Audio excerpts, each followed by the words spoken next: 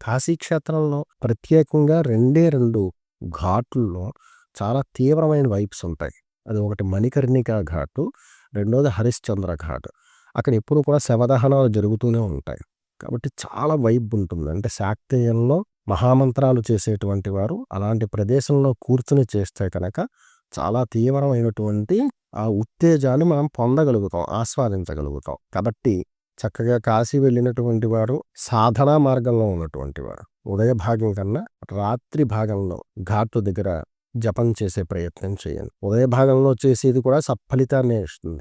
కానీ నిజంగా అక్కడ వచ్చేటువంటి వైబ్స్ గురించి చెప్పాను కదా! అవి పూర్తిగా ఆస్వాదించాలి అంటే కనుక రాత్రి 9 తర్వాత స్వేచ్ఛావాయువులు ఉంటాయి అక్కడ. ఎంత చక్కగా అయినా జపం చేసుకోవచ్చు. ఎవరైనా ఇబ్బంది పెట్టారనుకోండి, వాళ్ళకి ఏవో కాస్త 100, 200 ఇచ్చేస్తే వాళ్ళే పక్కన కూర్చొని మనకి ఏ డిస్టర్బెన్స్ లేకుండా చాలా సేపు చూస్తూ ఉంటారనమాట. అంటే ఇంకొకళ్ళు ఎవరో వచ్చి మనల్ని ఇబ్బంది పెట్టకుండా. ప్రశాంతంగా సాధన చేసుకోవాలి.